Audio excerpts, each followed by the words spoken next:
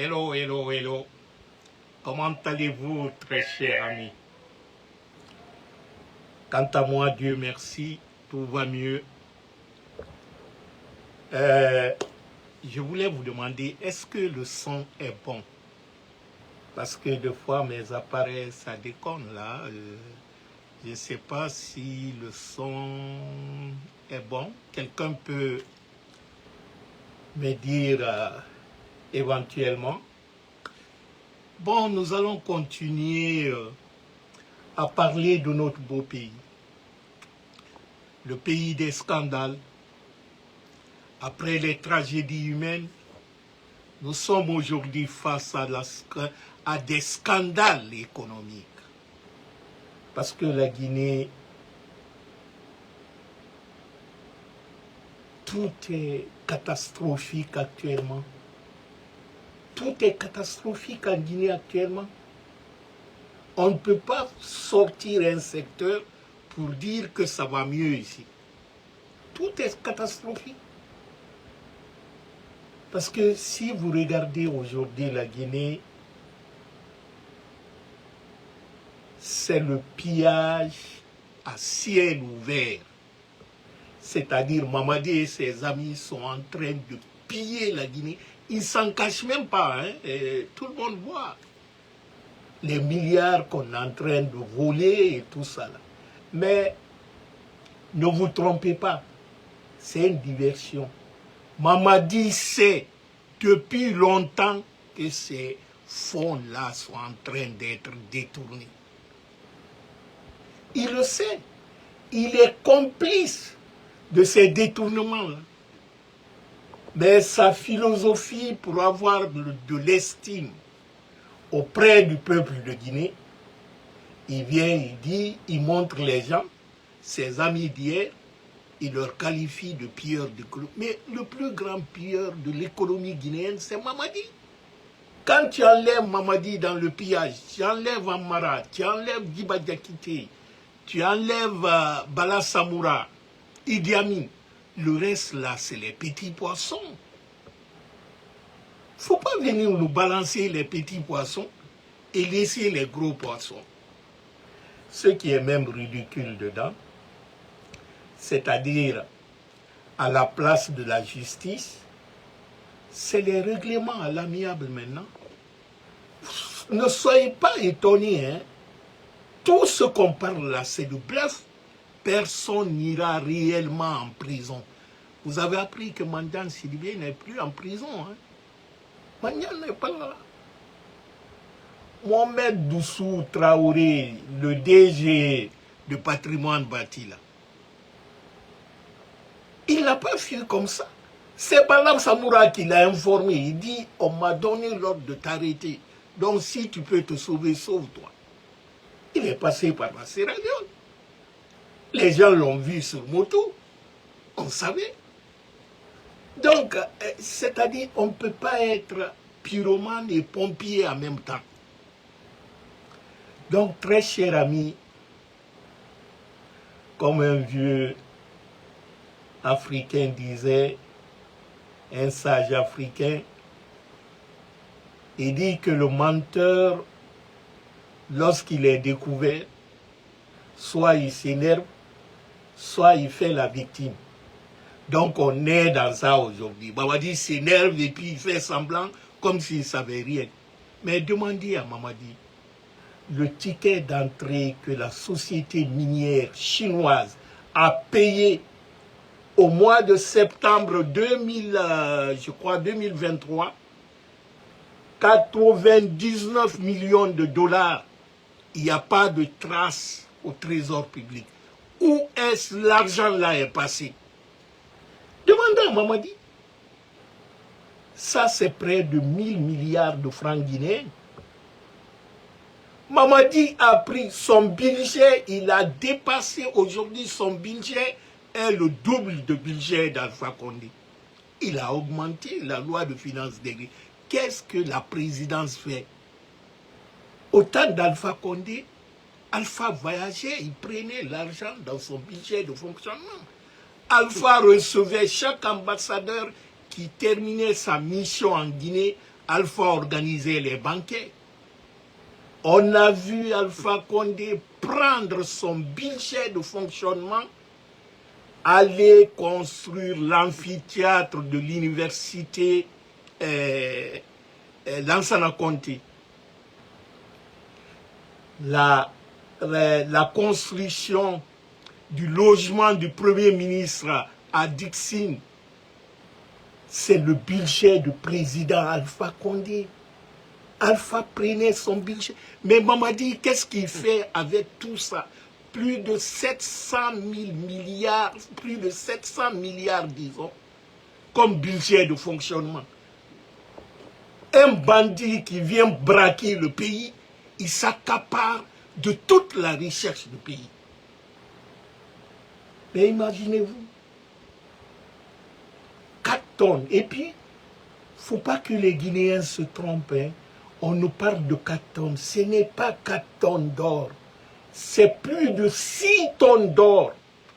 On nous parle 4 parce que l'affaire est sortie. C'est plus de 6 tonnes d'or. 6 tonnes d'or, vous savez, ça fait combien? Une tonne d'or, c'est l'équivalent de 100 millions de dollars. Une tonne d'or, l'équivalent de 100 millions de dollars. Vous prenez seulement 4 tonnes d'or, c'est 400 millions de dollars. Ça fait 400 000 milliards de francs guinéens. En lieu et place de la justice, on nous parle que c'est un règlement à l'amiable au préjudice du peuple de Guinée. C'est-à-dire 400 000 milliards, c'est combien? 5 hôpitaux universitaires, plus de 10 écoles, universités équipées, tout. C'est combien de dispensaires ça en Guinée? 400 000 milliards de francs guinéens. En prenant seulement une école dans un village, c'est pas plus de 10 milliards de francs guinéens. Mais 400 000 milliards, imaginez-vous, c'est combien d'écoles on peut construire dans ça? Combien de routes on peut bitumer et tout ça? Mais on dit non, c'est beau, parce que les sages de Cancan ou d'ailleurs là de Haute-Guinée, il y a le vieux con là qu'on appelle Solo, qu'on a déplacé. Il y a l'avion, le jet qui est parti le prendre à Cancan pour venir prier Mamadi. On a dit à Mamadi, si tu ne laisses pas Tidiane là, toute la Haute-Guinée va se révolter contre toi. Donc ce qu'on te propose, tu peux saisir son passeport et le libérer provisoirement jusqu'à ce qu'on puisse trouver, régler ces trucs-là. Ils disent parce que ce n'est pas le moment. Parce que Mamadi veut brusquer, c'est-à-dire il veut faire une élection que l'opposition ou quoi, il s'en fout de tout le monde. Lui veut se légitimer. Donc ils disent pour ne pas retarder ta légitimation, il faut libérer Tidiane Koïta pour le moment. On verra ça plus tard. C'est comme ça qu'il a libéré le gars qu'on a appelé là, règlement. On dirait que le gars a pris. Mais pourquoi on n'a pas libéré les autres qui sont en prison? Les Kassori, pourquoi on n'a pas fait un règlement à l'amiable pour eux? Les Damaro qui sont en prison plus de 3 ans, les Mohamed Diané et tout ça. C'est-à-dire quand je vous dis que Mamadi, je ne sais même pas comment appeler ça. Cher ami, Mohamed Kourouman, comment ça va mon frère? Kader Bakari Kalo, dites-moi si le son est bon. Parce que je ne sais pas si le son est bon. Ça arrive de fois que le son n'est pas très bon. Dites-moi dans les commentaires. Kader Bakari et Flori Oyambi Kouroumal. Dites-moi si le son est bon. Donc c'est pour vous dire que Mamadi gère la Guinée comme sa propriété. C'est-à-dire il a braqué notre pays. Il prend le pays comme ça. C'est-à-dire c'est lui qui a le droit de mettre quelqu'un en prison, de ne pas le mettre en prison, le tuer ou le laisser vivant. C'est ça. Sinon, les gens qui ont détourné plus de 400 000 milliards, c'est-à-dire 4 tonnes d'or, je vous dis que la valeur marchande d'une tonne d'or, c'est 100 millions de dollars. C'est quelque chose de 80 millions d'euros. Quand on arrondit en dollars, converti en dollars, c'est 100 millions de dollars. Et 100 millions de dollars, quand tu convertis en francs guinéens, c'est 1000 milliards de francs guinéens. Donc, voyez-vous, quelqu'un qui vole tout ça, vous vous dites que non, on a fait un règlement à l'amiable. Ah, ok, c'est bon alors, Bakary, merci beaucoup. Donc, il dit à des gens, c'est-à-dire, on fait un règlement à l'amiable, comme dans une famille, vous savez, dans la tradition mandingue, on dit tout ça, il faut laver le linge sale en famille, quand il y a quelque chose qui ne va pas, on s'assoit, on règle ça. Mais ça dépasse la famille. Ça, c'est l'État. Quelle que soit la bonté, le bienfait de nommer Tigane Koïta, je n'ai rien contre. C'est bien s'il a fait du bien pour les gens. Mais cette fois-ci, ça, c'est pour tous les Guinéens. C'est pas seulement vous à qui il a fait de l'argent, c'est bien beau. C'est tout à son honneur. Mais quand il prend le bien du peuple de Guinée, ça c'est pour le peuple. C'est sacré, le bien collectif. Tu ne peux pas prendre le bien du peuple de Guinée, ce qui va servir. Parce que l'or dans une banque, c'est la valeur refuge. La garantie de l'économie d'un pays, ça traverse sa réserve d'or. Depuis nos ancêtres, si vous vous rappelez bien, chacun d'entre nous, moi à ma jeunesse, on disait toujours à mes sœurs, si tu vas vierge chez ton mari, on va te donner les boucles d'oreilles d'or. Parce que c'est les valeurs sacrées. L'or a été toujours, disons, une sorte de refuge de la monnaie. C'est-à-dire, comme l'or ne se dévalorise pas, on ne peut pas parler de l'inflation de l'or. C'est pourquoi l'or constitue une garantie pour tout État sérieux. Ceux qui connaissent l'histoire même de la monnaie qu'on utilise partout, avant c'était de l'or qu'on utilisait. Mais comme la quantité d'or pour le transporter, c'était difficile parce que tu ne peux pas mettre les lingots d'or en poche pour aller. Qu'est-ce que les gens faisaient? Ils te donnaient un bout de papier, ils disent, bon, va avec ce bout de papier-là, chez l'autre commerçant, tu le montres ça. Comme moi, j'ai ton or, il saura que tu as quelque chose pour payer. Moi, je vais le payer. C'était comme ça que ça se passait avant. C'est-à-dire l'or, c'est la marchandise des marchandises. Parce que toutes les autres marchandises sont garanties, leur valeur est garantie par l'or. L'or est sacré dans toutes les traditions du monde. En Afrique, on dit, ne vole pas l'or. Parce que quand tu voles l'or, c'est la malédiction qui va te suivre. Nous avons tous appris ça à l'enfance. Nos mamans, les boucles d'oreilles d'or pur là qu'ils faisaient, ils gardaient ça. C'est une richesse. Quand ils portaient les boucles d'oreilles, vous trouverez qu'il y a des fils rouges, noirs tournés autour. Quand vous allez dans le Mandingue ou au Fouta, partout en Guinée, c'était comme ça. Et donc, ce or-là, on ne peut pas laisser 2 ou 3 personnes viennent prendre même pas 1 kilo, mais 1 tonne. 1 tonne. On dit 4 tonnes, plus de 6 tonnes. Parce que les Guinéens ne savent pas réellement la quantité. Les 4 tonnes là, nous parlent, certains même disent, ouais, ils ont envoyé 80. C'est faux, archi faux. Le Mauritanien là est en prison. Si c'était vrai, pourquoi le Mauritanien est en prison et les autres là ne sont pas en prison? Vous savez qu'est-ce que ces gens-là faisaient? Avec les réserves d'or de l'État, au temps d'Alpha Condé, qui a parlé de perte de tout? C'était connu. C'était connu, c'était écrit. Dans le registre central, à la banque centrale, c'était consultable. Lorsqu'ils sont venus, Mamadi est venu, il voulait récupérer ce or. Il y avait 4 tonnes d'or de la Guinée qui étaient en Belgique.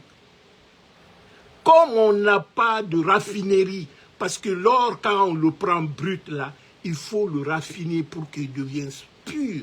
C'est-à-dire on enlève tous les débris qui sont dedans pour être pur. La Guinée n'a pas de raffinerie. Donc notre or, on l'envoie en Belgique pour être raffiné. Mais généralement, ces sociétés de raffinage, c'est les sociétés aussi comme les banques de garantie. Ils peuvent garder pour toi l'or. Quand l'État a l'or, qu'est-ce qu'il fait avec l'or? L'État a l'or et que quand il y a une difficulté qui dépasse ce qu'on appelle les déficits budgétaires et tout ça, c'est avec l'or là, cette quantité d'or là, que l'État peut prêter l'argent. C'est-à-dire l'or là sera la garantie pour le prêt de l'argent. Et quand l'argent est prêté, l'État maintenant petit à petit rembourse. Mais c'est l'or qu'il avait, c'est pourquoi on dit réserve à la banque centrale. Donc eux sont venus, ils ont bousillé tout ça. Le Mauritanien, Seydou Sidi quoi là, qui l'a donné la nationalité guinéenne? C'est Mamadi. C'est vrai, il était là depuis autant d'Alpha Condé. Il a une société de transport sécurisée des matières premières, dont l'or. Mais qu'est-ce que ce dernier, son travail avec le gouverneur de la banque et Goïta, c'est quoi?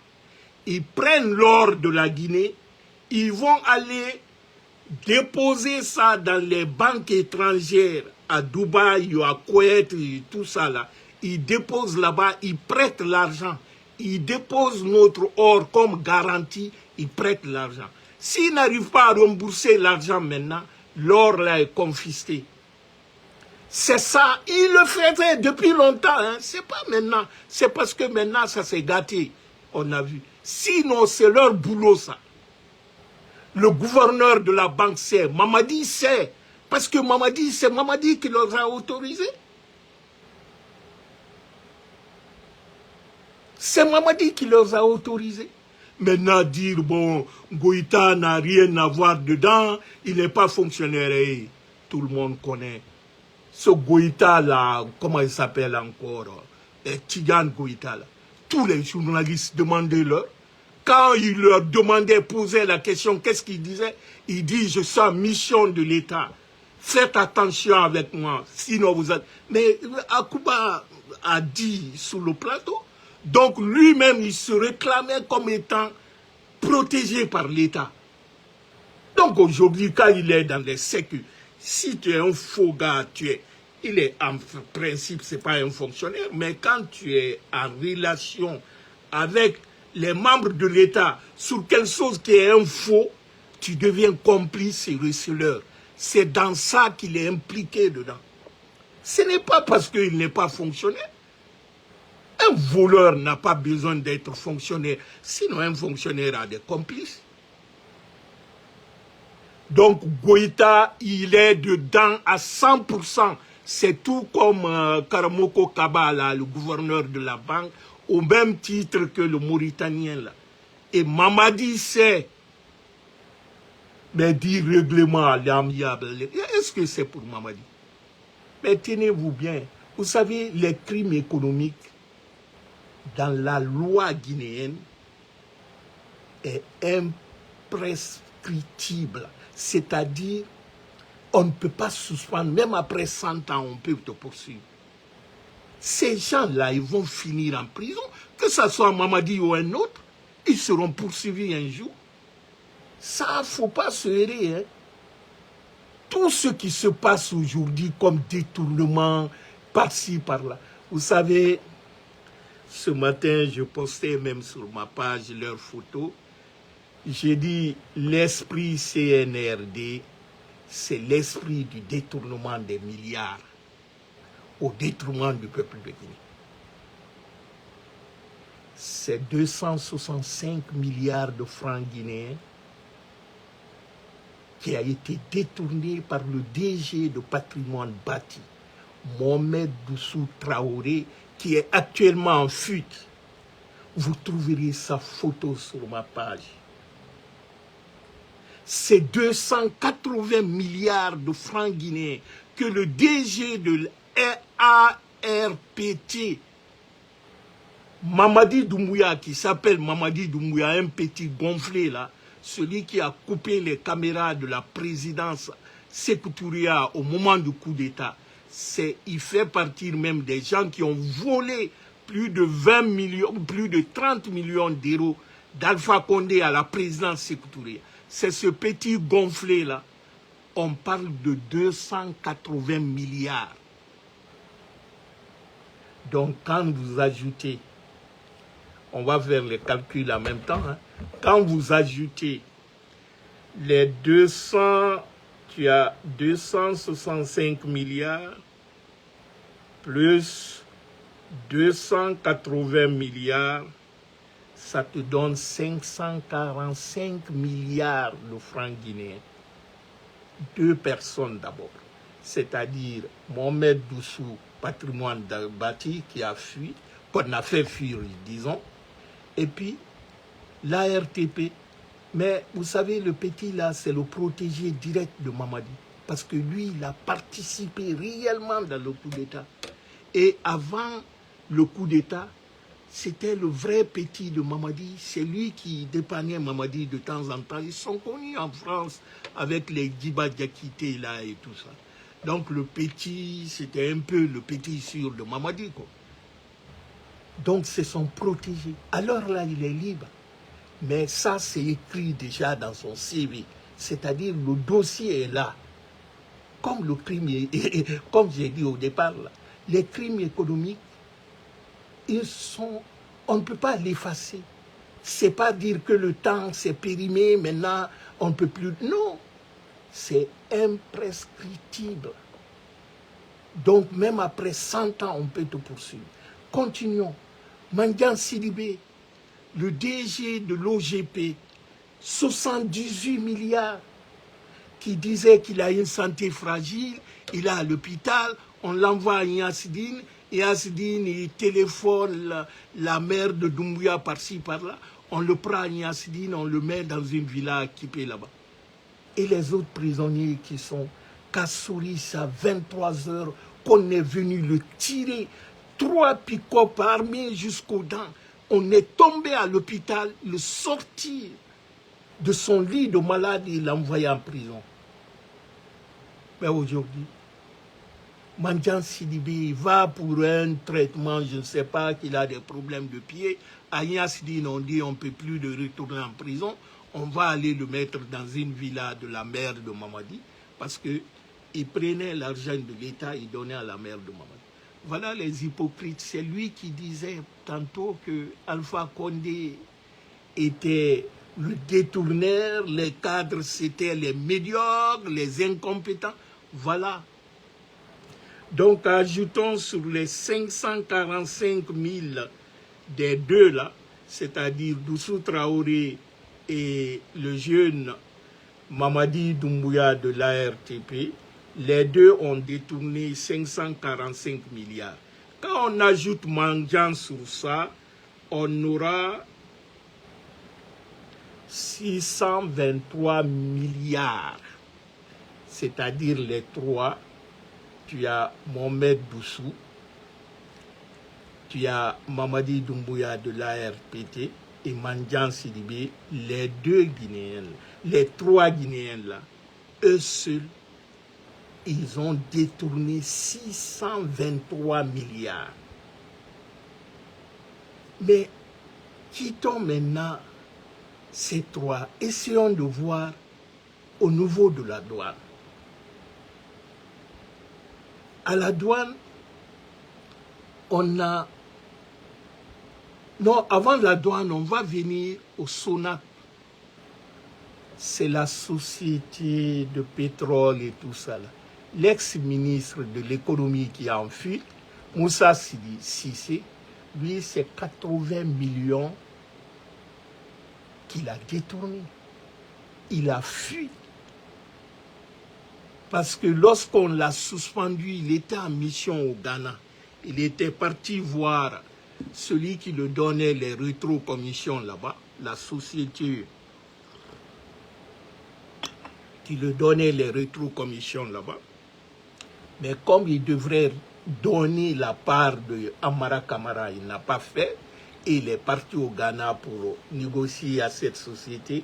C'est à partir de Ghana qu'il a été suspendu. Mais comme il a compris, s'il rentrait en Guinée, on allait l'arrêter directement. Il a fui. Mais il a fui avec 80 millions d'euros. Vous savez, 80 millions d'euros, ça nous fait 1200 milliards de francs guinéens.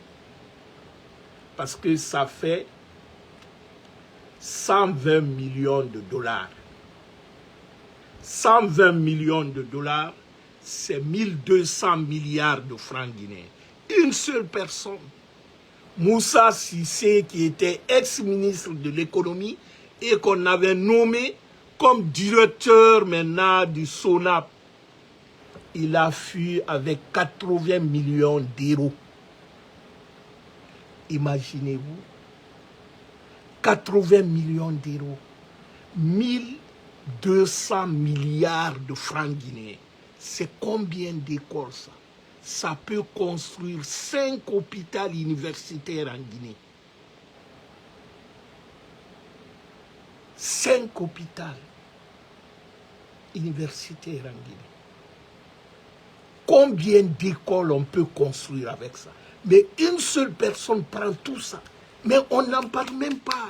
Ils ne veulent même pas que les gens savent. Si vous savez ce que ces gens-là ont détruit, ont pris dans l'économie guinéenne, vous allez mettre votre main sur la tête. Savez-vous, avant le coup d'État,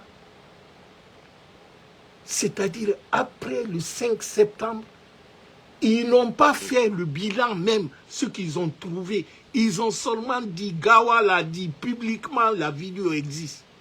Il dit, depuis que la Guinée a été indépendante, c'est la première fois qu'ils trouvent autant d'argent dans les caisses de l'État. Parce que Alpha avait laissé plus de 2 milliards 500 millions de dollars comme réserve à la Banque centrale. Et Alpha avait commandé l'audit de la BAD, donc tous les budgets des départements. Damaro a dit au procès, tous les budgets étaient bloqués. La Guinée faisait partie des pays en Afrique de l'Ouest. La Banque centrale, la Banque mondiale disait que la Guinée est l'un des pays de l'Afrique où l'économie est résiliente. Il y a sur le site, allez dans Google, la croissance économique était de 7%. La croissance économique dans un pays, c'est le label de la bonne santé du pays. Parce que quand on parle de la croissance économique dans le pays, c'est la production des biens et des services, la richesse créée dans le pays. Actuellement, la croissance économique en Guinée a baissé de 4 points. On est entre 3 et 4. Et ça aussi. Donc, Mamadi a trouvé une économie robuste, mais il est venu, il a tout détruit. Complètement. Continuons. Sonate encore. Celui que Moussa Cissé a remplacé, Moussa Cissé est parti avec 80 millions d'euros, plus de 1200 milliards de francs guinéens. Il a fui avec ça. Il n'y a même pas une poursuite internationale contre lui jusqu'au maintenant. Ça fait plus de 6 mois qu'il a fui. Mais celui qu'il a remplacé, c'est Amadou Doumbouya. Amadou Doumbouya, qui est en liberté provisoire pour le moment, a détourné 12 millions de dollars par rétrocommission. Quand je vous dis sonate à l'heure là, c'est-à-dire c'est un bouffé, on ne sait pas. Vous saviez, avant le coup d'État, l'État guinéen tirait comme taxe 20 centimes par litre d'essence vendue en Guinée. Mamadi est venu, il est passé à 150 centimes par litre. 150 centimes par litre, quand vous regardez ça, ça donne combien? Et puis, de 12, comment je crois, c'était de 10 000 francs à l'époque d'Alpha Condé, et ils sont passés à 12 000, je crois, 12.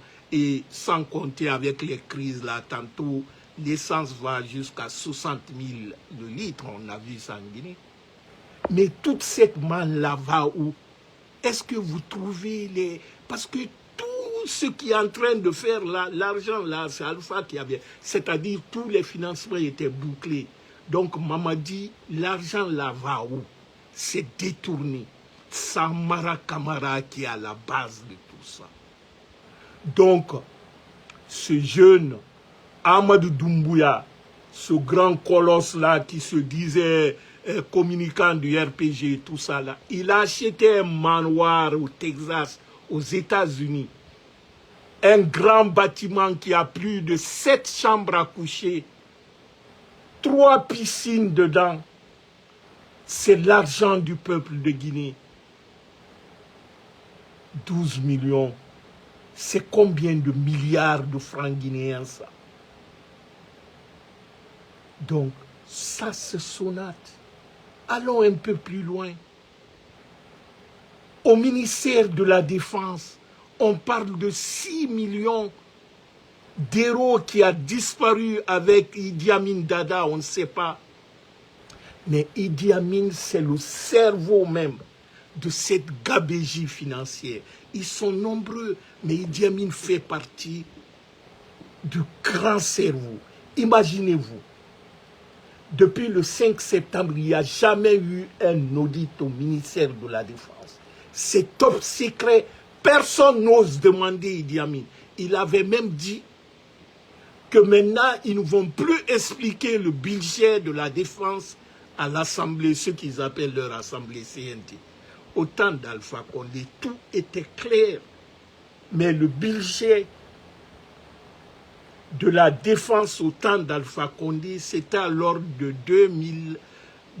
200 millions de dollars comme ça. Pour toute l'armée, le salaire, l'équipement, c'était 200 millions. Idi Amin est venu, il a doublé, plus que doublé. De 200 millions, on est passé à 500 millions de dollars. Soit 5 000 milliards de francs guinéens. C'est le budget, le département budgétivore de la Guinée à l'heure. Au temps d'Alpha Condé, c'était le ministère de la Santé, le ministère de l'Agriculture. Mais actuellement, dans le gouvernement, avec les poussis là, c'est l'armée qui a le plus gros budget. Mais qu'est-ce qu'ils font avec ça?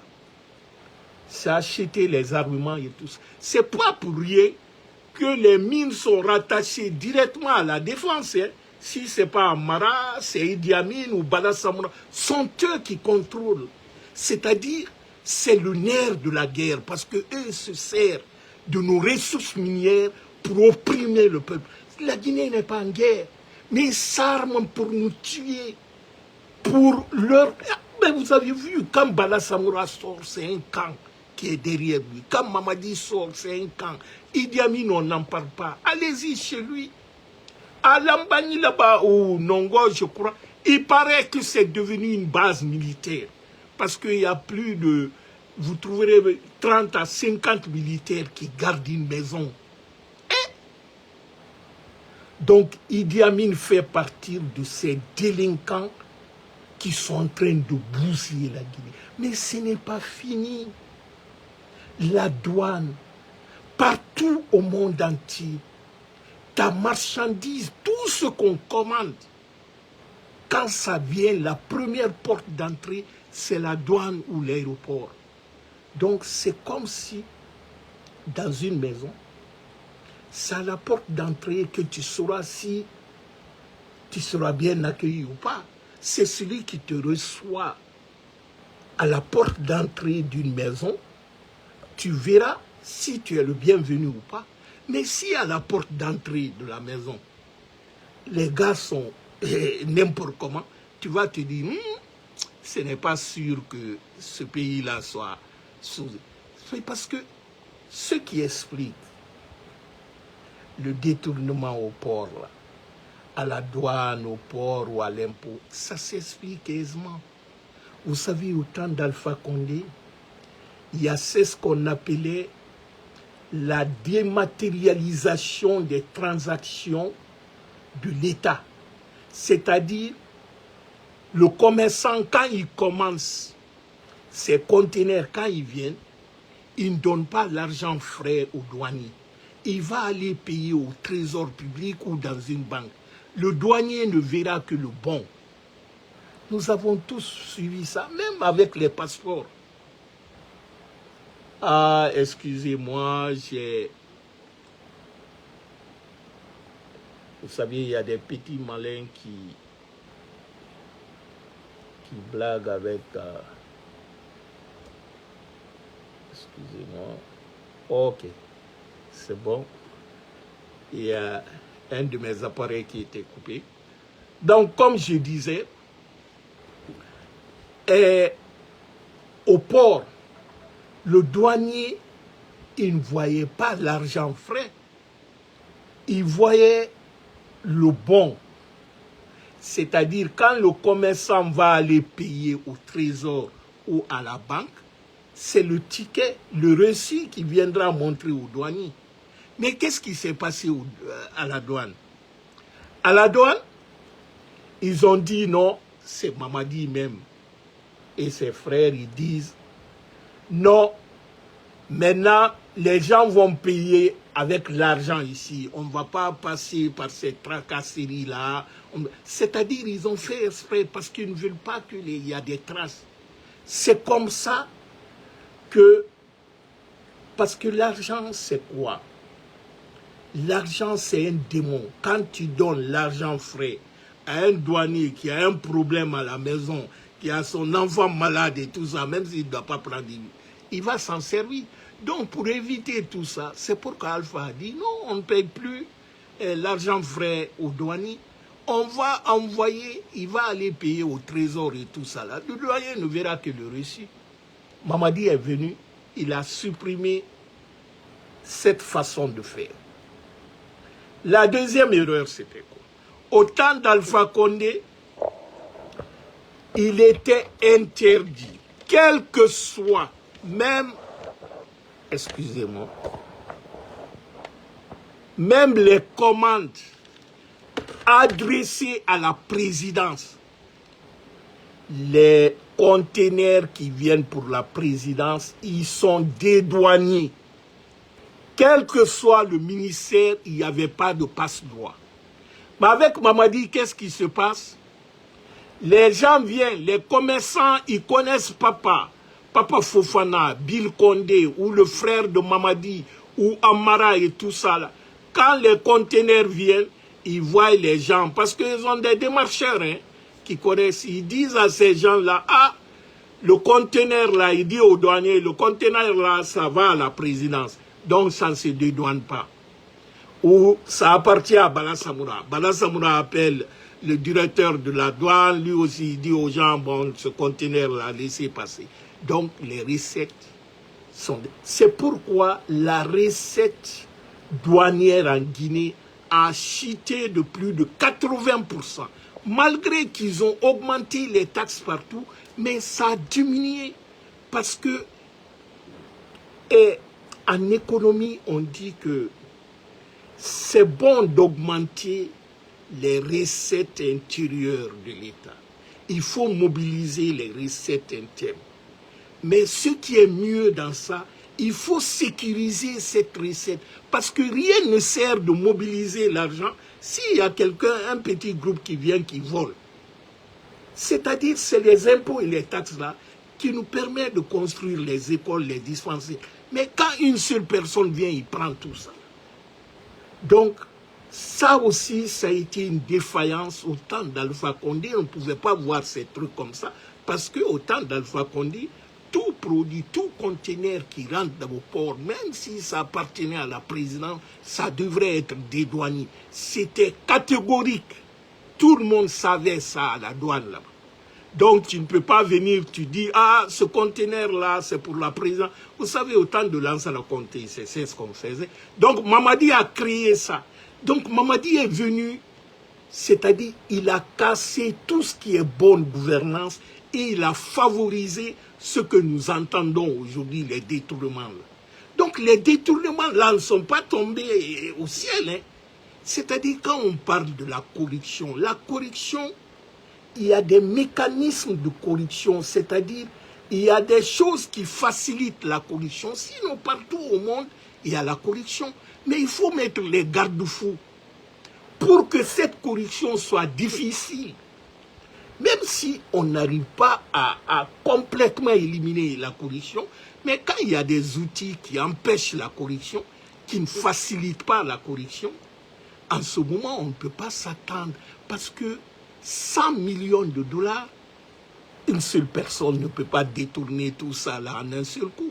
Autant d'Alpha Condé, quand le montant dépasse 100 millions, même pas milliards, hein, 100 millions, il faut son autorisation. Et comment quelqu'un peut détourner 1000 milliards? C'est-à-dire combien de 100 millions est dans 1000 milliards? Donc, tous les mécanismes de blocage qui pouvaient empêcher ce qu'on est en train de voir comme ça a été détruit par Mamadi avec ce coup d'État. Je vous ai parlé de la dématérialisation du paiement. C'est-à-dire à la douane, on ne payait pas l'argent frais. Tu vas payer à la banque ou au trésor. Ça a été, ils ont supprimé ça. L'unicité des caisses aussi, c'est-à-dire il n'y avait qu'un seul compte pour l'État. Parce que toutes les directions, hein, mais Mamadi est venu, il a recréé, c'est-à-dire chacun a son compte à la banque centrale là-bas. Donc l'argent c'est-à-dire c'est la pagaille. C'est la pagaille. Donc quand vous voyez la douane, les 100 millions de dollars qui ont disparu, ils ont disparu parce qu'on a failli. Le système qui était là, qui devrait bloquer, qui bloquait cet état de fait, Mamadi est venu, il a détruit tous ces systèmes-là. C'est-à-dire, on ne payait plus au trésor ou à la banque, on payait directement avec le douanier. Il n'y avait pas la sécurité, les conteneurs qui viennent, on dit que ces conteneurs appartenaient à la présidence ou à Bala Samoura, ils ne sont pas des douaniers. Et puis par après, les résultats sont là. C'est la même chose qu'à l'impôt. Vous savez, là où, pourquoi on paye les taxes? Partout au monde, on paye les impôts.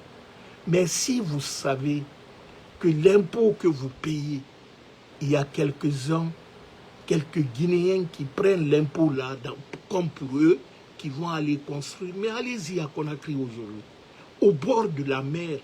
C'est les gens-là qui construisent les immeubles partout. Mori Kamara, là, son frère qui est le ministre de l'énergie, Aboubacar Kamara. Mais allez-y voir. Aboubacar Kamara a marié la jeune sœur de Mamadi Doumbouya. C'est à cause de ça il est ministre. Mais allez-y voir à Kétéa. Ils sont en train de construire tout un quartier là-bas, les deux frères. Donc Mori Kamara, c'est ça. C'est lui qui est à l'impôt. Là où tous nos taxes, les impôts que nous payons, les sociétés payent, c'est eux qui vont sauver. En principe, on dépose ça au trésor, mais on a cassé l'unicité des caisses. Lui, il a négocié directement avec les sociétés minières. Là, parce que c'est que son patron, c'est Amara qui l'a mis là-bas. Il a donné, on dit même qu'Amara est impliqué dans ça, mais on ne veut pas en parler pour le moment. Mais je vous dis, c'est les petits poissons. Et là-bas, c'est 1400 milliards de francs guinéens qui est détourné. C'est-à-dire, deux fois, quand tu parles, tu as même les mots de tête. Je vous dis, en 3 mois, c'est-à-dire du mois de novembre au mois de janvier, là, en Guinée, il y a eu 1500 milliards de dollars qui a disparu dans les caisses de l'État. Parce que quand vous prenez les 4 tonnes et tout ce qu'on tire, parce que 4 tonnes, je vous dis que c'est peu, c'est plus que 4 tonnes d'or qui est détourné. Mais ils ne veulent pas nous dire la vérité. Quand je vous dis ces gens-là, ce qu'ils sont en train de faire à notre pays, quiconque arrive à éliminer Mamadi, tu seras considéré comme le sauveur de la Guinée. Parce que tu nous as débarrassés du démon. Mamadi, c'est un danger pour ce pays-là. J'écoutais, je lisais un truc d'Idi Amin qui dit on critique, mais c'est la réalité. Tout ce que nous disons à l'étranger, c'est ça qui se passe en Guinée. Les gens en Guinée, quand ils parlent, ils viennent, ils tombent sur eux. C'est Idi Amin et Bala Samoura qui font disparaître les gens. C'est les plus sanguinaires. Idi Amin dit, aujourd'hui, ce qui fait la beauté des Guinéens, que c'est d'aller en exil en France, aux États-Unis, pour cramer derrière leur petit téléphone, cracher sur sa patrie, si c'est encore la sienne. Il parle de nous. Il dit, où est le sentiment national? Où est l'amour de la patrie? Où est la fierté de continuer à brandir la couleur nationale rouge, jaune, vert au nom du sacrifice du sang versé de nos aïeux?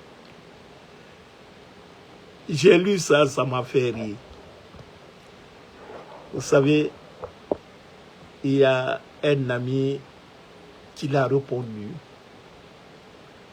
qui dit, si l'honneur du patriotisme se résume à traquer, à tuer, à kidnapper les citoyens à cause de leur opinion, en utilisant la force physique, publique, de façon inégale et en dehors de toute légitimité, alors on vous rappelle que ce patriotisme-là n'est pas le max qui sert le déguisement de la tyrannie.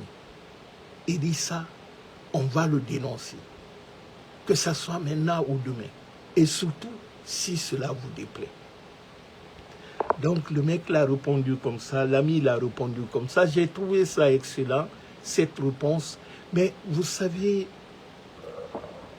Idi Amin, je n'ai pas connu Idi Amin lorsque j'étais en Guinée, mais j'ai un ami qui l'a connu à Farana. Il a connu Idi Amin, bon, il était plus en avance sur notre promotion. L'ami là, je crois que avec Idi Amin, ils étaient dans le même quartier, tout ça. En tout cas, ils se connaissaient bien. Il m'a parlé un peu d'Idi Amin. Il dit le surnom d'Idi Amin, c'est lorsqu'il était au lycée à Farana là-bas. Il était, vous savez, au temps de Sékou Touré, excusez-moi, dans les lycées, au collège, il y avait toujours un bureau des élèves qui étaient les responsables pour la discipline, la production et tout ça. En tout cas, il y avait un bureau au sein des lycées ou des collèges, je crois, à l'époque, qui gérait les activités sociales et tout ça là des élèves, quoi. Donc Idi Amin faisait partie de ce bureau-là. Je crois il était quelque chose, je ne sais pas, pour la discipline ou quelque chose comme ça. Mais il était si sadique, si méchant, qu'on l'a donné le nom Idi Amin. Vous savez, le nom Idi Amin, pour les plus jeunes, ils ne peuvent pas se rappeler. Idi Amin, c'est l'ancien président ougandais. On l'appelait à l'époque le boucher de l'Ouganda. Mais quand on donne le nom de quelqu'un ou le prénom de quelqu'un, on te donne le prénom, Nous, notre génération, il y avait des trucs comme ça, les prénoms, certains donnaient les prénoms des footballeurs, les jeunes qui faisaient le poids, ou certains artistes, vous trouvez Elvis par exemple, les noms d'Elvis, ou les noms de Serge, les noms Ezob, moi on m'appelait petit nom Ezob au football, ou les noms Pelé. Il y avait beaucoup de surnoms comme ça. Notre génération, il y avait beaucoup de surnoms comme ça. Donc lui, on l'a donné le nom d'Idi Amin, parce qu'on le considérait tellement, disons, cruel, tellement méchant. On l'a donné le nom d'un dictateur qui était président à l'époque, en 1976, au Ouganda, qu'on appelait Idi Amin Dada. Et que quand on te donne un surnom, c'est que tu as une certaine ressemblance dans ton comportement ou dans ta façon de faire avec celui dont on te donne le nom. Donc c'est comme ça qu'Idi Amin a été baptisé. Donc le boucher, vous verrez les documentaires même qui parlent de ça. Quand vous prenez dans Google, vous verrez la libération des otages. Je crois que c'était en 1976. Ils appellent ça Opération d'Antibé. Ouganda, là, il avait pris les otages israéliens, américains, qui étaient à l'aéroport. Mais les commandos sont venus délivrer ces otages-là. Il était tellement fâché, il est venu, il a tué tous les employés de l'aéroport. En 1976, c'était quelqu'un de sadique. Il est venu aussi au pouvoir par coup d'État. Celui qui avait nommé chef d'état-major, ce dernier était en mission à Singapour, il a fait le coup. Donc, il y a trop de ressemblance entre lui et le vrai Idi Amin. Le vrai Idi Amin et la photocopie d'Idi Amin Abubakar Sidiki Kamara Idi Amin. Donc, vous voyez, quand ce mec-là parle, parce que nous critiquons, pour eux, ne sont pas les patriotes. Parce que pour lui, être patriote, c'est de se taire lorsque eux tuent nos frères, nos sœurs. C'est de se taire lorsqu'on kidnapping les Guinéens. C'est de se taire lorsqu'on emprisonne les gens. C'est de se taire lorsqu'on brigande, on détruit l'économie du pays. Pour lui, pour Idi Amin, on ne doit pas critiquer leur gouvernement. On ne doit pas critiquer ceux qui ont pris l'arme pour venir s'auto-déclarer comme étant les commandeurs des Guinéens. Parce qu'ils n'ont pas la légitimité, ni l'égalité. Mais pour lui, il suffit d'accepter l'inacceptable pour être patriote. C'est ça Idi Amin. Parce que Idi Amin, c'est un complexé. C'est quelqu'un qui pense qu'il est l'un des militaires les plus instruits en Guinée. Et tout le monde sait que Idi Amin, c'est un agent double. Il a toujours travaillé pour l'armée française en Guinée. Depuis au temps de Lansana Conté, il a été arrêté, on l'a mis en prison, on l'a libéré. Parce qu'on a su qu'il transmettait certaines informations gardées top secret en Guinée à ses collaborateurs français. Au temps de Dadis, c'est le même qui disait qu'une année est suffisante pour une transition. Aujourd'hui, c'est lui qui est dans une transition à l'infini. Voilà, les hypocrites comme ça, ils veulent donner les leçons de morale aux gens. À sa place, j'allais me taire. Mais c'est le plus vieux du groupe des, je ne parle pas les Ouyasanda, mais les groupes, c'est-à-dire Mamadi a été manipulé par les Idi Amin. C'est Idi Amin, selon ce que les gens disent, c'est Idi Amin qui a recommandé Mamadi au professeur Alpha Condé, d'abord à l'ambassadeur de la Guinée en France, et puis par après, de fil à l'aiguille. C'est Idi Amin. Et actuellement, tous les problèmes au sein de la Guinée, parce que ne leur voyez pas comme ça, hein. Idi Amin, Bala Samoura et Amara, Les trois là ne s'entendent pas. Mais c'est les trois là, Guiba Diakité, à moindre mesure, sont eux qui commandent Mamadi. Parce que sont eux qui disent à Mamadi, fais ça, fais ça. Quand Mamadi veut faire quelque chose, il consulte ces quatre-là. C'est les plus proches collaborateurs de Mamadi. Bala Samoura, Amara, Guiba Diakité et Idi Amin. Je demanderais même, partout où les Guinéens se trouvent, partout où il y a des familles de ces gens-là, Idi Amin a ses enfants qui sont en Normandie, en France, là-bas. Il faut dénoncer, il faut publier leurs trucs, parce qu'ils ne peuvent pas tuer nos parents au pays et que leur famille, disons, fait la belle vie ici, en paix restreinte. J'ai même appris que la mère de Mamadi est au Texas, aux États-Unis. Mais dénoncer, Amara aussi, Balas, ils ont tous leurs enfants ailleurs. Maintenant, ils terrorisent la population en Guinée. Imaginez-vous, il y a un mois, une petite fille de 12 ans a été violée dans son école, dans les toilettes, jusqu'au sang. Et la fille est morte là-bas. Et rien ne s'est en sorti. Il y a 4 jours, un enseignant dans une école privée engrosse 3 filles à moins de 18 ans. Et rien ne s'en sort. Dans un pays normal, les cas comme ça ne doivent pas être répétitifs. Aujourd'hui en Guinée, l'insécurité est totale. Pour eux, tout ce qui leur intéresse, c'est leur sécurité personnelle. Mais regardez, quand vous allez chez Idi Amin, il y a plus de 50 militaires autour du... Tu diras même que c'est un camp. Mais regardez Balaka Samoura, on ne parle même pas de Mamadi. C'est-à-dire pour eux, ce qui leur intéresse, c'est leur propre sécurité, mais ce n'est pas la sécurité des Guinéens.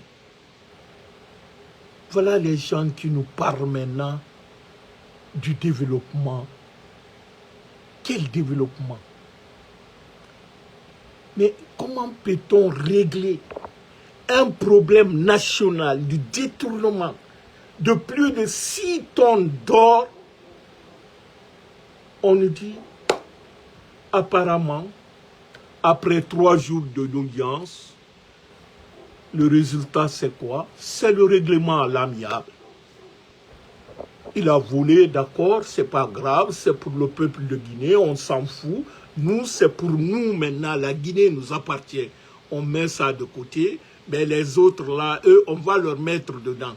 C'est-à-dire quelqu'un qui détourne, qui sont en complicité de détournement d'une valeur de plus de 400 000 milliards de francs guinéens, on le laisse libre et on met quelqu'un en prison pour une supposition, sans aucune preuve, de 15 milliards. Les Kassori sont en prison, on leur condamne pour 15 ans et on lui demande même 5 milliards de francs guinéens. Mais quelqu'un qui est poursuivi, qui doit être aujourd'hui en prison pour 4 000 milliards de francs guinéens, on le laisse, on dit c'est un règlement à l'amiable. C'est la preuve, pour vous dire vrai, c'est la preuve qui prouve que c'est une diversion. C'est une diversion de Mamadi. Toutes ces arrestations-là ne vont aboutir à rien. Ça ne va rien donner. Mamadi a besoin de l'estime. C'est-à-dire, il fait comme il a fait au temps de... C'est-à-dire le 5 septembre. C'est la même chose. Parce que Mamadi est en pleine campagne comme ça. Lui, tout ce qui le préoccupe à l'heure là, comment se légitimer. C'est-à-dire, chogo, faire les... disons, venir que les gens l'estiment, dire que c'est lui qui veut. Donc, en mettant ces gens-là qu'il appelle Tigan Kouita ou Karamoko Kaba et tout ça, qui sont faits des réseaux de lobby là, en Haute-Guinée, on dit quand tu leur mets en prison, tu vas décourager beaucoup de gens parce qu'ils sont là, ceux qui volent là, ils redistribuent aux gens ici, donc ils ont trop. Mais tout ça, on s'en fout de ça. C'est pourquoi tout ce que vous voyez comme ça, les arrestations là, rien ne va sortir. C'est juste pour un temps. C'est pour tromper la population comme il a fait. Mamadi est le premier pilleur en Guinée. Mais le ticket d'entrée que la société minière chinoise a versé au début, c'était au mois de septembre passé, de 99 millions de dollars. Ça n'a pas été versé au trésor public. C'est Mamadi qui a encaissé. Comment un voleur peut dire aux gens que vous êtes voleur? Depuis que Mamadi est venu au départ, lorsqu'on a demandé de déclarer leurs biens, Mamadi a dit qu'aucun ministre ne va déclarer leurs biens. Si tu n'es pas sale, tu n'as autant d'Alpha Condé. Alpha Condé même a déclaré tous ses biens. Aujourd'hui, aller en Guinée, qui peut montrer un bien appartenant à Alpha Condé qu'il a eu lorsqu'il était président? Il n'y en a pas un mètre carré en Guinée. Je lisais même un rappel historique du cardinal Monseigneur Sarah et dit que ce qu'il apprécie chez le président Ahmed Sékou Touré et Alpha Condé, il dit c'est les gens qui ne sont jamais appropriés du bien public, qui dans leur vie, pendant tout le temps, que vous ne verrez jamais un palais, une villa ou un truc appartenant à Sékou Touré ou à Alpha Condé, qui ne sont jamais intéressés à ça. Et il dit, de plus, ils n'ont jamais pris le bien de quelqu'un à leur nom, c'est-à-dire s'accaparer de biens détruits et en faire ça pour eux. Que ça, tout Guinéen peut vérifier. Ça, c'est vérifiable. Mais allez-y aujourd'hui en Guinée. Tout le monde sait que la moitié de Conakry appartient à Mamadi, sa famille, sa mère. Mamadi ne fait qu'acheter les trucs, sans compter à l'intérieur du pays. Mais allez-y à Abidjan aussi, dans les pays étrangers. Récemment, Amara vient d'acheter une villa, une grande villa en Turquie. Ici au Canada, il a acheté une maison. Aux États-Unis, il en a acheté. Où ils ont pris tout l'argent là? Amadou Doumbouya qui était au Sonat, je vous disais qu'il a un manoir qu'il a acheté au Texas, aux États-Unis. Il n'y a pas un membre aujourd'hui du gouvernement de Mamadi qui n'a pas acheté une maison à l'étranger. Gomu est à Montréal, il a acheté une maison à Montréal là-bas. Gomu a pris l'argent là-haut. Le jeune frère de Siaka Bari, Nyalem Bari, a acheté une maison aussi ici au Canada. C'est vérifiable, c'est les trucs qui sont clairs. Donc dire que ces gens-là sont venus régler quelque chose en Guinée, ne vous trompez pas. Ne vous trompez pas. C'est-à-dire on est foutu.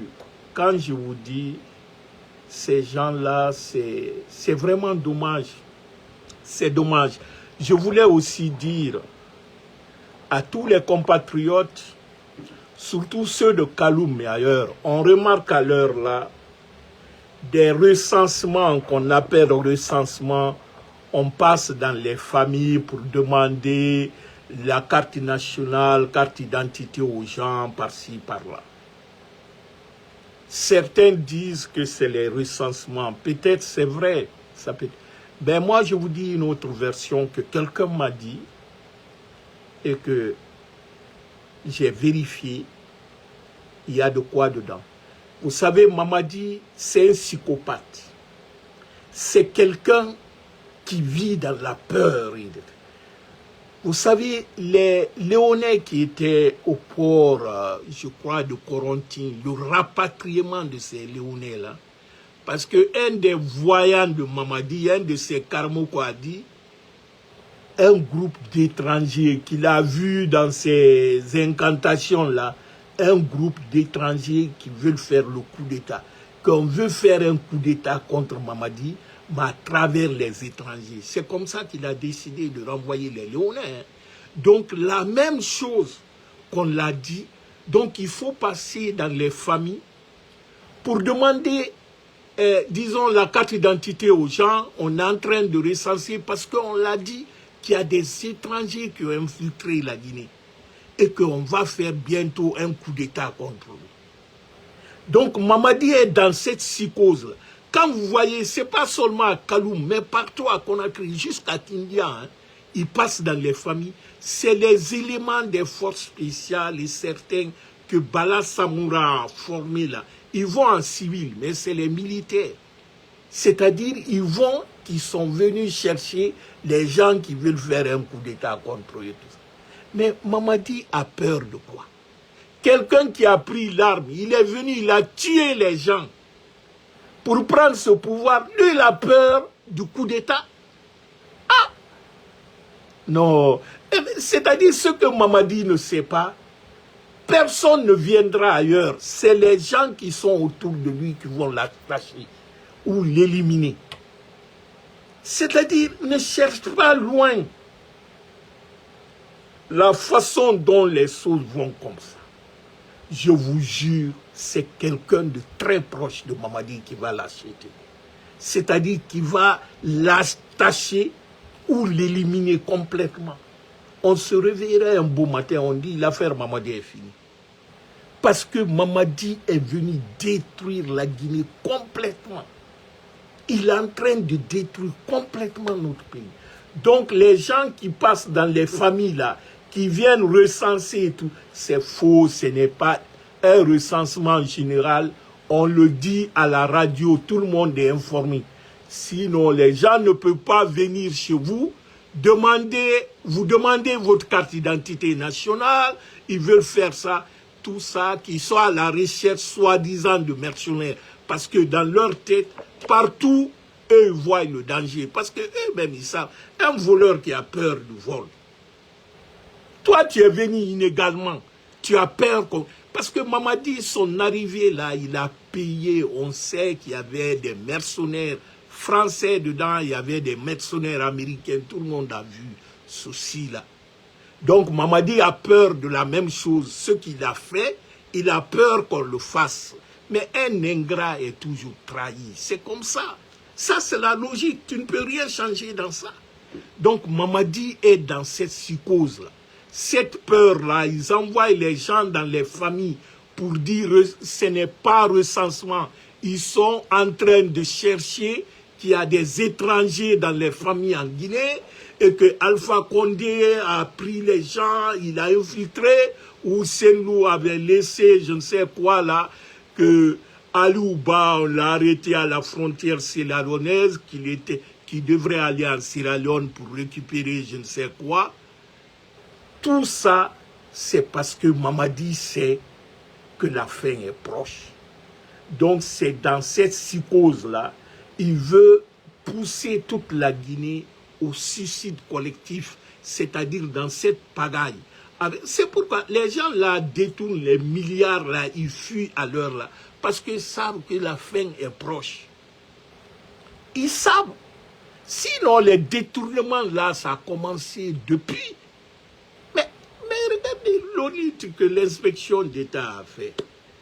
Quelle a été la conséquence de l'audit là? Plus de 448 milliards qui a disparu dans les caisses de l'État. Il n'y a eu aucune arrestation. On a tous vu les gens du TP ici, là, Yaya Sow et tout ça, là. On a tous vu, ils ont été blanchis, non, par la grief. Hein? On a vu le ministre de la Santé qu'on avait attrapé, qui avait un problème de 200 milliards et tout ça. Qu'est-ce qui est sorti? Rien. Donc, tout ce que Mamadi fait, c'est les poudres aux yeux. C'est pour tromper les Guinéens. C'est pour tromper, parce que tout le monde sait, on dit, disons, le poisson commence à pourrir par la tête. Mamadi, c'est Mamadi qui a permis tout ça, mais ça le dépasse maintenant. J'ai même écouté un truc de Baouri, ça m'a fait rire. J'ai eu pitié de Baouri. Vous savez, Baouri, à un certain moment, je me disais, c'était quelqu'un qui était un peu respectable, mais j'ai trouvé par après que Baouri dans ce qu'il a dit, c'est un aveu d'hypocrite. Concernant ces détournements de milliards, il fait semblant comme s'il ne sait rien. C'est-à-dire, en moins de 3 mois, plus de 1,5 milliard de dollars détournés dans un pays. C'est-à-dire que les individus prennent tout ça. Et toi, tu te déclares maintenant dessus, il faut qu'on enquête. Je vous laisse écouter une séquence de ça. Attendez, vous allez l'écouter, mais ça fait pitié. Pas gérer le pays pour le compte de la Guinée. Ils ont géré la Guinée pour leur compte personnel. Et ça, c'est un scandale, c'est injuste et c'est tout à fait condamnable. Je pense qu'il serait bon que le CNRD fasse un état des lieux de la situation actuelle, secteur par secteur. Parce que dans chaque secteur, il y a des crimes économiques souterrains qui peuvent être rattrapés avant que ça ne soit trop tard. Parce que des milliards et des milliards sont dilapidés impunément au profit de quelques-uns pour simplement, parce que ils ont été à la tête, ils font ce que bon leur semble.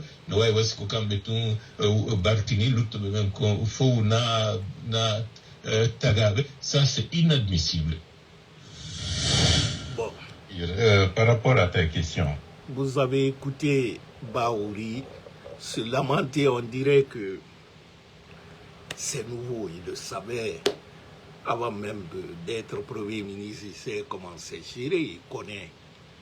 Donc, venir faire le faux devant les gens, parce qu'on l'a dit que bientôt on va le débarquer. Maintenant, il veut se démarquer, faire croire aux gens, c'est quelqu'un qui était là, il était fâché, il est complice dedans. De toutes les façons, le bilan de Mamadi est maintenant, disons, Bahouri est impliqué. S'il faut prendre la responsabilité collective, Bahouri fait partir des gens qui ont aidé à Mamadi de détruire la Guinée, non seulement humainement et économiquement, tout. Bahouri ne peut pas venir maintenant, il veut se dissocier et tout ça là parce qu'il est proche de la sortie. Nous ne sommes pas des enfants quand même. Donc, très cher ami, c'est ça que je voulais vous parler ce soir. Vous parler de cette destruction programmée de notre pays, de la tragédie humaine. On est au scandale économique. Qu'est-ce qui va rester de la Guinée après Mamadi? Parce que tout est catastrophique en Guinée. En moins de 3 mois, on a perdu plus de 1,5 milliard de dollars. 1,5 milliard de dollars. C'est plus de 1000 et quelques kilomètres de route bitumée. C'est plus de 10 hôpitaux universitaires. C'est plus de 5 universités ou 100 universités en Guinée. Imaginez-vous que quelques personnes, le groupe Mamadi et ses amis, prennent l'argent là, l'argent qui nous appartient tous, le peuple de Guinée. Depuis que la Guinée a été la Guinée, dans un laps de temps de 3 mois, il n'y a jamais eu un tel scandale en Guinée. Donc, chers compatriotes, on ne doit pas se taire face à cette calamité. Notre passivité et notre silence nous rend complices. On doit agir, on doit se mobiliser partout où nous sommes pour que Mamadi dégage. C'est pourquoi la mobilisation qui doit se passer demain, je crois, à Bruxelles, tous les Guinéens qui sont à Bruxelles ou en France ou dans l'environnement surtout, mobilisez-vous pour porter la voix du peuple martyr de Guinée. Partout où nous nous trouvons, il faut que nous nous mobilisons. Ce combat que nous menons comme ça, on ne le fait pas pour Paul ni pour Pierre. Notre combat aujourd'hui, c'est récupérer la République de Guinée, la terre de nos ancêtres. La question, ce n'est pas dire, c'est au compte de l'UFDG, au compte du RPG, de FMDC ou de l'UFR. La question que nous devrons nous poser, comment récupérer la Guinée? Comment prendre la Guinée dans la main de ce petit groupe de délinquants armés qui sont en train de détruire les fondements de la République? Parce que tout est détruit en Guinée. Du social, d'environnemental, d'économie, de la santé. Tout est détruit en Guinée. Nous ne restons pas inactifs. Parce que Mamadi a détruit notre avenir. Nous ne permettons pas que Mamadi détruise le devenir de nos enfants. Mamadi veut forcer les choses. Ce qui l'intéresse à l'heure là, comment se légitimer? Empêchons-le par tous les moyens possibles. Même s'il faut prendre les armes, prenons les armes contre Mamadi. Pas contre le peuple de Guinée, mais contre Mamadi et son petit clan, son groupe de délinquants. Ne tombons pas dans le piège de Mamadi. Parce que Mamadi, qu'est-ce qu'il fait? Il utilise les ethnies pour créer ce qu'on appelle le chaos avant son départ. En Guinée, on n'a pas besoin de conflits communautaires. Ceux qui tombent dans le discours ethnocentrique, là, vous faites le jeu de Mamadi. Parce que Mamadi, ceux qui craignent à l'heure là, ils craignent que les deux grands groupes politiques, le RPG et l'UFDG, s'entendent pour le combattre. Donc pour lui, pour diviser les deux, il va dire c'est les peurs contre les Malinqués. Il s'autoproclame aujourd'hui Malinké. Mais lorsqu'il a fait le coup d'État, Alpha Condé, il est parti l'exhiber où? C'est dans le fief de Saint-Loup. C'était pour avoir l'adhésion des militants de Saint-Loup. Parce qu'en ce moment, il avait besoin d'eux. Aujourd'hui, qu'est-ce qu'il fait? Parce qu'il a besoin des militants du RPG. Il va aller à Cancan qui dit non, je suis de vous et tout. Mamadi n'est pas plus malinqué qu'Alpha Condé. Mamadi n'est pas plus guinéen que Dadis Camara. Ce qu'on n'a pas accepté pour Dadis, on ne peut pas accepter ça pour Mamadi.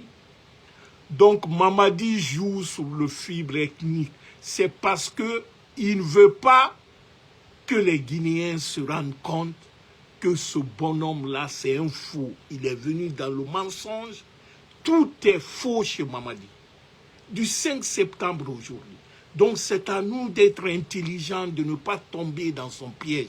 Ceux qui tiennent les discours ethniques, Mamadi n'est pas venu pour une ethnie. Mamadi est venu pour un groupe de narcotrafiquants. Il utilise les ethnies pour sa cause.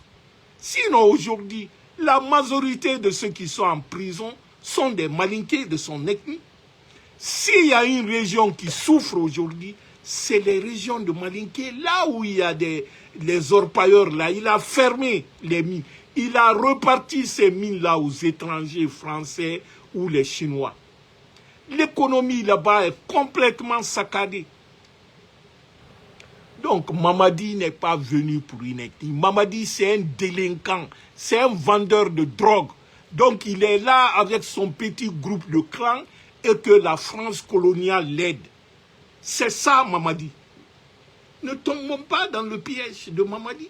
Ceux qui en font ça un truc ethnique, bon, c'est leur problème. Mais de toutes les façons, nous, notre combat, c'est récupérer la Guinée d'abord. Quand on récupère la Guinée, le reste là, on pourra dire celui qui veut ou ne veut pas, on peut discuter de tout. Mais battons-nous d'abord pour récupérer le pays. C'est ça qui est bon pour nous tous.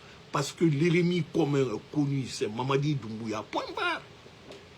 Tout le reste, on peut en discuter par après. Très cher ami, merci de votre entente et votre patience surtout. Et on se dit demain, que Dieu vous bénisse. Bye bye, merci, bye.